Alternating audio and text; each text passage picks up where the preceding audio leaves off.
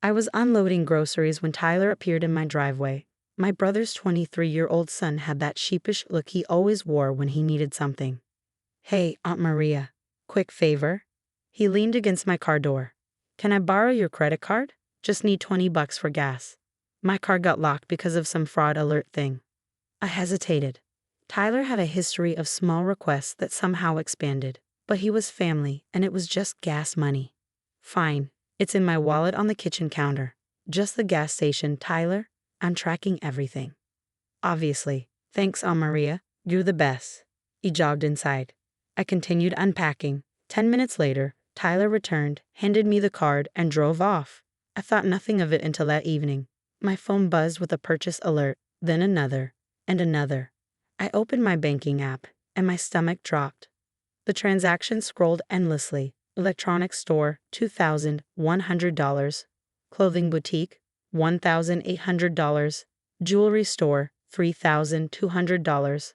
Sports equipment, $1,400. The total climbed to $8,500. I called Tyler immediately. No answer. I tried 3 more times. Nothing.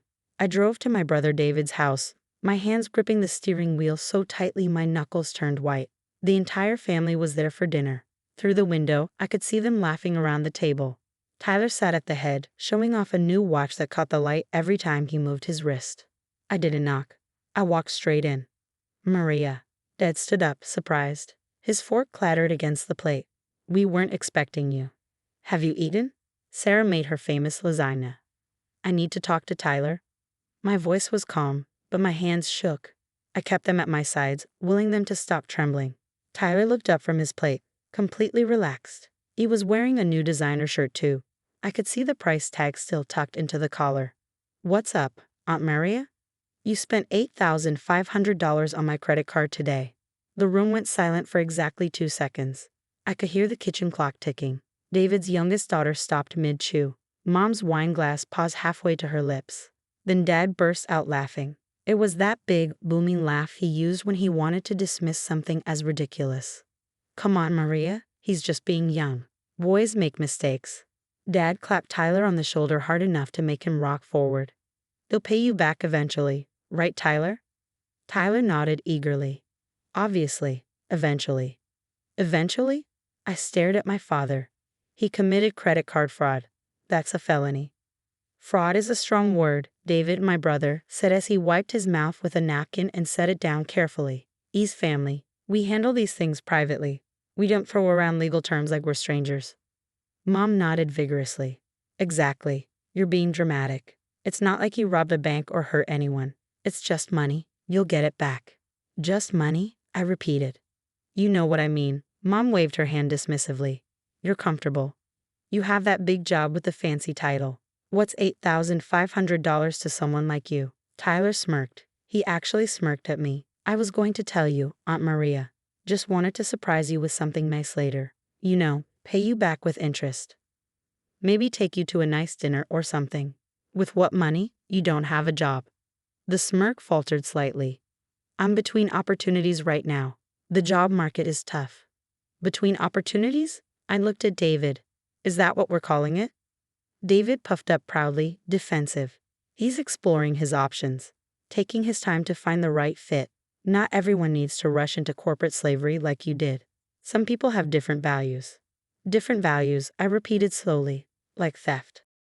"That's not fair," Sarah interjected. She'd been quiet until now. "Tyler made a mistake. We all make mistakes. He's still figuring out life. You're being really harsh about this." I looked around the table. They were all nodding, validating Tyler's theft as youthful exploration. My sister-in-law Sarah even smiled sympathetically at Tyler, as if I was the problem. "So you're all fine with this?" I asked quietly. "We're family," Dad said. "We support each other. Maybe if you had kids of your own, you'd understand how hard it is for young people today." That comment landed like a punch. They all knew I'd struggled with infertility for years. Using it as a weapon now felt deliberate. "Just let it go," Mom added. "Tyler will make it right when he can. You make good money anyway. What's $8,500 to you?" I stood there, looking at my family. Not one of them thought Tyler should face consequences. Not one of them cared that he'd stolen from me. I was the problem for making it awkward. Okay, I said softly. I understand. Tyler grinned. See? I knew you'd be cool about it. You're my favorite aunt.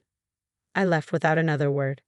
That night, I sat at my laptop and opened my financial management system, the password-protected spreadsheet I'd maintained for 6 years. Every payment, every transaction, every silent gift. For 6 years, I'd been making payments they knew nothing about. It started when Dad's consulting business collapsed and he faced foreclosure.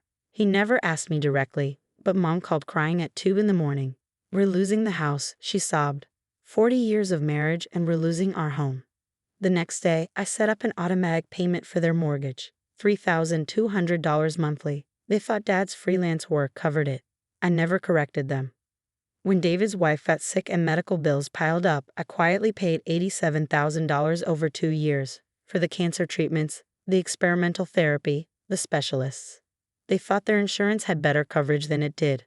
I routed the payments through a medical billing service I'd set up specifically for anonymity. David once told me how lucky they were to have such good insurance.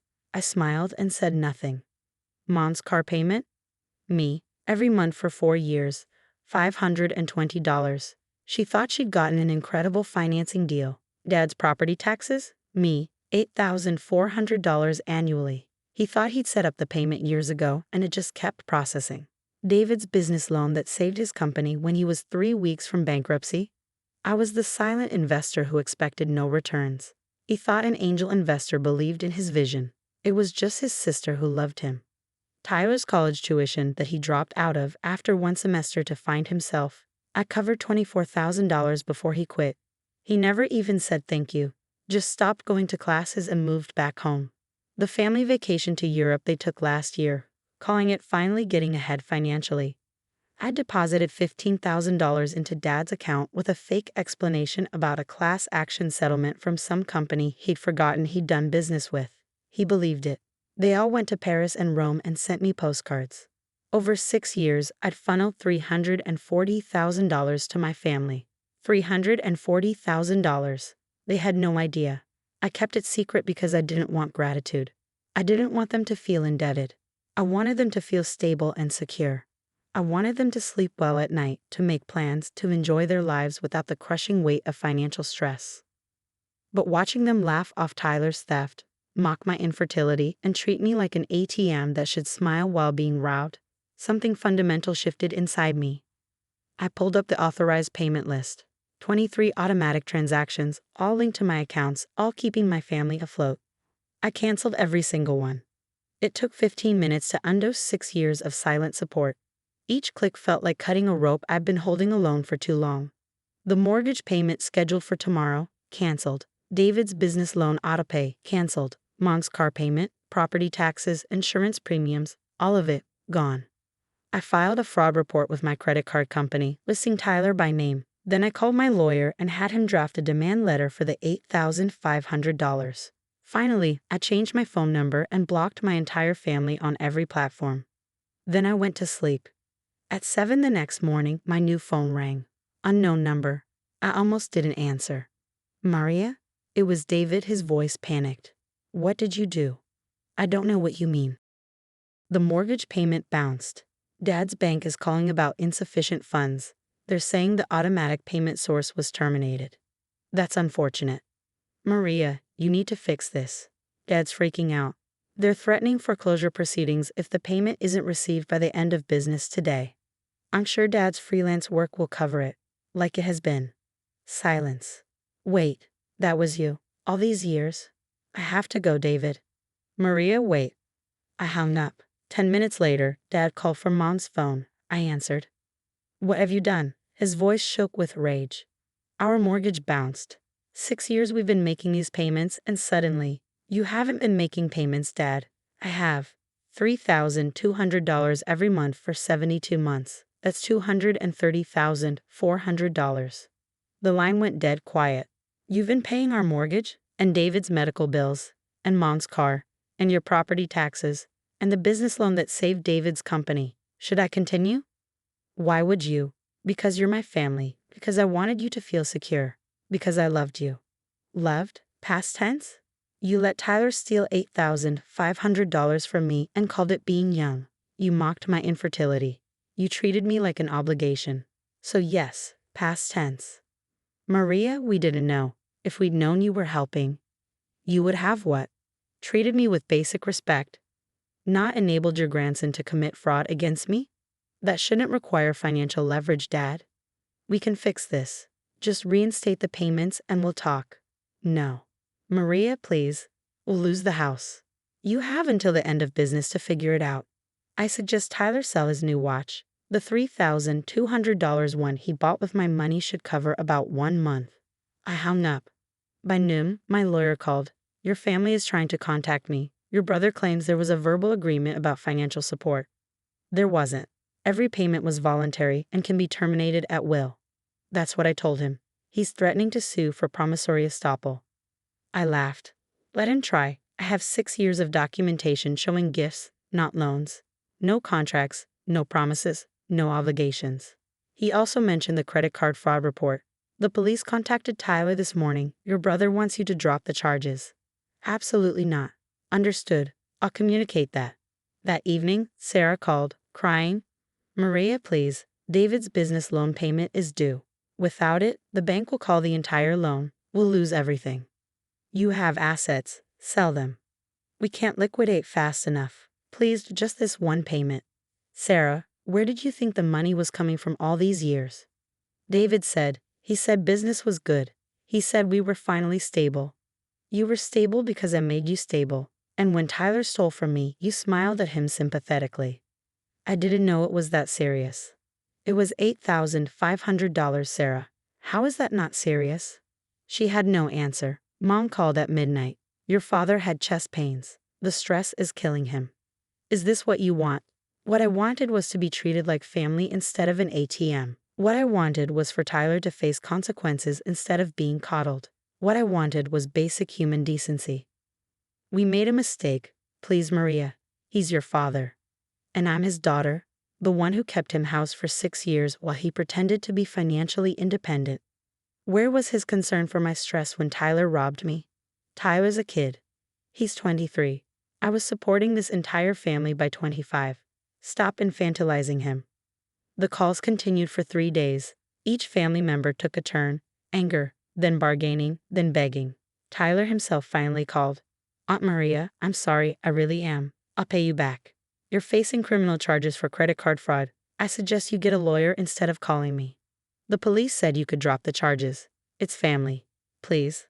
You're right, Tyler. It is family. And family doesn't steal $8,500 and then expect the victim to protect them from consequences.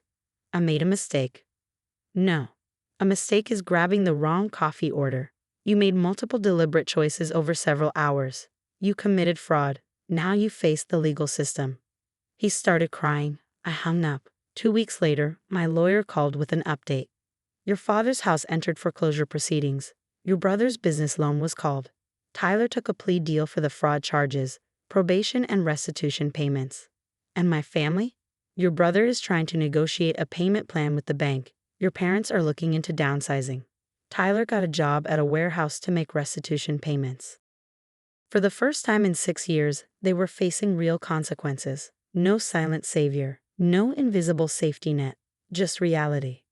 Mom sent one final text. I hope you're happy. You destroyed this family. I replied, I supported this family for 6 years while you took me for granted.